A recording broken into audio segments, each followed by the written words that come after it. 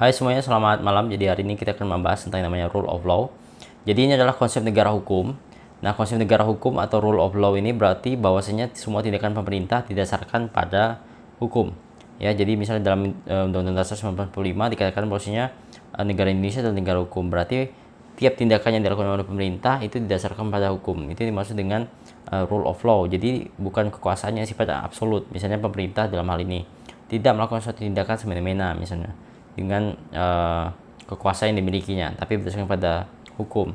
Nah, misalnya kita melihat di dalam kasus misalnya kepolisian. Nah, kepolisian di dalam hal ini melakukan suatu penyelidikan, dan ketika melakukan suatu penyelidikan dan kemudian penangkapan, misalnya menangkap seorang pencuri dan dia menggunakan yang namanya surat penangkapan. Kita lihat misalnya dalam pasal KUHP 18 ayat 3 ya.